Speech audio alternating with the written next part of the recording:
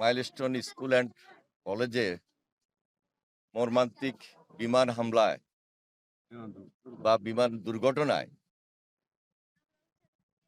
এই কলেজের শিক্ষিকা মাসুকা বেগম উনি দুর্ঘটনার শিকার হয়ে মৃত্যুবরণ করেন। আমরা বাংলাদেশ জাতীয়তাবাদী দলের পক্ষ থেকে আমাদের ভারপ্রাপ্ত চেয়ারম্যান জনাব তারেক রহমান সাহেব তিনি আমাদেরকে নির্দেশ দিয়েছেন, পাঠিয়েছেন। আমরা ইতিমধ্যে ওনার কবর জিয়ারত করেছি, পরিবারের সঙ্গে দেখা হয়েছে। আমি তার আত্মার মাগফিরাত কামনা করছি এবং মহান আল্লাহ তাআলার কাছে প্রার্থনা করছি আল্লাহ তাআলা যেন তাকে বেহেশত নসিব করেন। আমাদের এই ব্রাহ্মণবাড়িয়া জেলার বিএনপির সভাপতি ইঞ্জিনিয়ার শ্যামল এবং সাধারণ সম্পাদক সিরাজ সহ আমাদের সকল পর্যায়ের নেতৃবৃন্দ আমার সঙ্গে আছেন। অত্যন্ত বেদনাদায়ক মর্মান্তিক এই দুর্ঘটনা।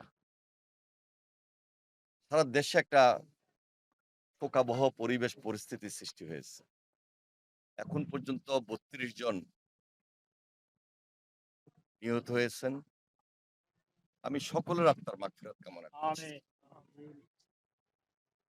যদিও এটি একটা মর্মান্তিক দুর্ঘটনা, তারপরও সরকারের কাছে আমাদের আহ্বান থাকবে যে এই দুর্ঘটনাটাকে সম্পূর্ণভাবে আমরা দুর্ঘটনা হিসাবে না দেখে একটা তদন্ত কমিটি গঠন করে প্রকৃতপক্ষে কিভাবে এই দুর্ঘটনাটি ঘটেছিল এবং সরকারের দায়িত্ব থেকে অনেক কিছু চাইলেও তো এড়িয়ে যাওয়া যাবে না। পরিবারের পাশে দাঁড়াইতে হবে এবং তাদের ভবিষ্যতে বিভিন্ন ধরনের কর্মকাণ্ডে এই পরিবারকে সহায়তা করা এটা সরকারের নৈতিক দায়িত্ব। আপনারা লক্ষ্য করেছেন গত পরশুদিন এই দুর্ঘটনাকে কেন্দ্র করে একটা অপরাজনীতি ফ্যাসিস্টরা আবার শুরু করেছে। গত ১৬-১৭ বছরে যারা এই দেশের দুর্নীতি দুঃশাসনের সঙ্গে জড়িত ছিল, গুম খুন হত্যাকাণ্ডের সঙ্গে জড়িত ছিল, তারা এই প্রকৃত যে দুর্ঘটনা সেই দিকে শোকাবহ যে পরিস্থিতি, বেদনাদায়ক যে পরিস্থিতি, সেই দিকে তাদের তো নজর ছিলই না, বরং পরিস্থিতিকে ভিন্ন খাতে প্রবাহিত করার জন্য আরেকটা ষড়যন্ত্র তারা শুরু করেছে। এবং আপনারা বাস্তবে দেখেছেন তারা কিছু কিছু এমন ধরনের স্লোগান দিয়েছে এই পরিবেশটাকে গোলাটে করে একটা রাজনৈতিক ফায়দা লুটার জন্য। কিন্তু বাংলাদেশের মানুষ আমরা যেভাবে গত ১৫-১৬ বছর আন্দোলন করেছি, সংগ্রাম করেছি, লড়াই করেছি ফ্যাসিস্টের বিরুদ্ধে, দুঃশাসন দুর্নীতির বিরুদ্ধে, আমরা সকল রাজনৈতিক দল দেশের মানুষ এক এবং ঐক্যবদ্ধ রয়েছে। কোনোভাবেই এই ফ্যাসিস্ট আর যেন সুযোগ না পায় সেই দিকে আমাদের সবাইকে লক্ষ্য রাখতে হবে, সজাগ থাকতে হবে। আমরা সতর্ক আছি। আমার দৃঢ় বিশ্বাস সকল রাজনৈতিক দল দেশের মানুষ আমরা যদি ঐক্যবদ্ধ থাকি এবং এই ঐক্যটা যদি ইস্পাত কঠিন দৃঢ় ঐক্য হয় এবং সুদৃঢ় ঐক্যের উপর প্রতিষ্ঠিত হয়, এদেশের গণতন্ত্রের বীজ শক্তিশালী করার মধ্য দিয়ে আমরা দেশে একটা জনগণের সরকার প্রতিষ্ঠিত করতে সক্ষম হব ইনশাআল্লাহ।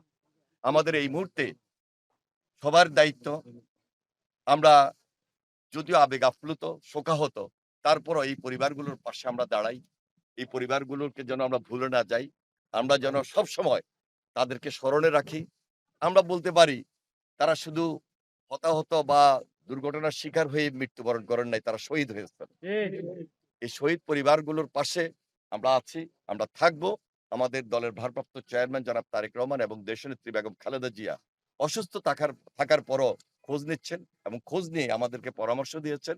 আমাদের বিএনপির প্রত্যেকটা নেতৃবৃন্দ আমরা তাদের বাড়িতে যাচ্ছি, তাদের পাশে আমরা দাঁড়াচ্ছি, তাদের পরিবারের পাশে আমরা দাঁড়িয়ে আমরা তাদেরকে আমরা সান্ত্বনাটুকু দিচ্ছি ইনশাআল্লাহ। ধন্যবাদ সবাইকে। আসসালামু আলাইকুম। এই ঘটনার পর কিন্তু একটা প্রশ্ন উঠেছে এবং যারা নিহত স্বজনরা একটা প্রশ্ন তুলেছেন যে এই যে জনবহুল এলাকাতে প্রতিটি বিমান উড়ে যে ঘটনাগুলো যে বারবার যে ঘটনাগুলো ঘটেছে এগুলো বন্ধ হবে কিনা বা বন্ধ হওয়া প্রয়োজন মনে করেন? দেখুন, আমি আগেই বলেছি এই বিমান দুর্ঘটনাকে দুর্ঘটনার মধ্যে না রেখে শুধু আমরা দুর্ঘটনার শিকার হয়েছে বলেই তারা হতাহত হয়েছেন বা মৃত্যুবরণ করেছেন। কিন্তু সরকারের দায়িত্ব থেকে এই দায়িত্ব এড়ানো যাবে না। একটা তদন্ত কমিটি গঠন করবেন। প্রকৃতপক্ষে এই দুর্ঘটনাটা কেন হয়েছে? আর একটা জনবহুল এলাকায় আমরা স্বাভাবিকভাবেই বুঝতে পারি যে এখানে তো বিমান প্রশিক্ষণের আসলে কোনো সুযোগ নাই এবং এটা স্থানও না। সুতরাং ভবিষ্যতে আমাদেরকে আরো সজাগ হতে হবে, সতর্ক হতে হবে যে প্রকৃতভাবে প্রশিক্ষণ কোথায় হতে পারে, কোথায় হওয়া উচিত। আমরা ভবিষ্যতের জন্য এখন থেকে সতর্ক হয়ে যাব। আর যারা এই ধরনের দুর্ঘটনার আ ব ব যে কারণে দুর্ঘটনাটি হয়েছে সেটা তদন্ত করে প্রকৃত তথ্য দেশবাসীর সামনে উত্থাপন করবেন এবং সেখানে যদি কোনো করণীয় থাকেন অবশ্যই সেটা শক্ত হাতে দমন করবেন, করণীয়টা নির্ধারণ করবেন। আমরা সে আশাবাদ ব্যক্ত করছি। ঠিক।